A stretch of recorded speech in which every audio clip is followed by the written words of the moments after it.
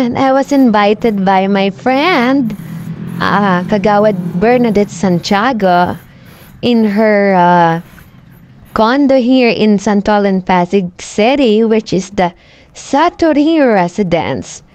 And malapit lang naman sa amin yan. Pwede naman akong walking distance. Pero I choose na sumakay ng tricycle kasi nga may mga bit-bit ako. Ayan. Sa entrance mo lang, makikita mo na ang ganda ng mga landscapes.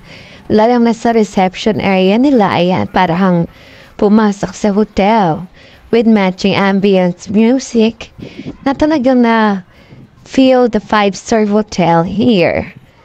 Maganda ang lugar, malinis, sosyal, and as you can see na yan, makikita nyo na mga poolsides na I think 3 yata itong full na to. Yan, and hinahanap ko sila dyan dahil hindi ko alam kung nasaan sila. So ayan, tuloy lang ako ng lakad. Ayan, pumunta na ako sa children's pool, which is napakaganda dahil meron din silang slides. And also, mamaya makikita niyo sa video, meron din silang playgrounds dito for all the children's. May swing, may seesaw, and also may trampoline.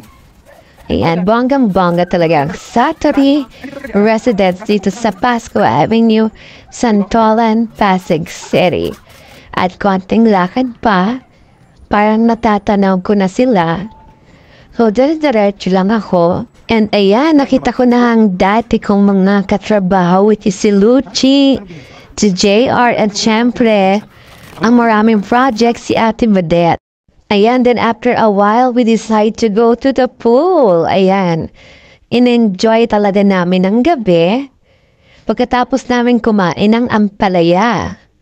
Ayan, as you can see, malinis, sosyal.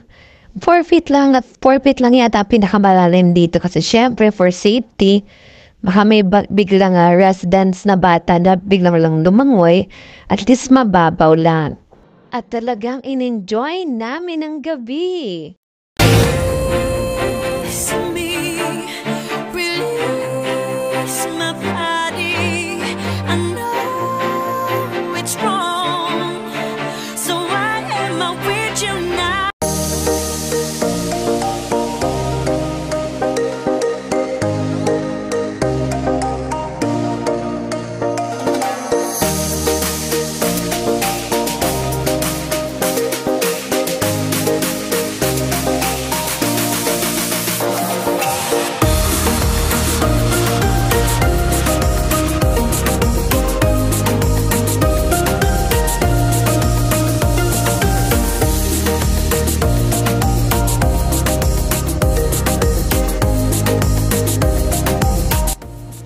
So, after namin makapag-BS at makapag-bandaw, ayan, naglalakad na kami sa reception area para sa paghahanda sa pag-uwi dahil nihintay namin ng aming kasamang si Lucci na kinuha ang motor. And right after that, ayan, naglakad na ako pa uwi, palabas ng Satori. Yan. Thank you very much ulit kay Miss Badette Santiago sa pag-invite sa amin sa napakagandang residence ng Satori. Till next time, salamat mga katiki sa lahat ng mga nanood, nag-abala. Thank you for watching. Till next time.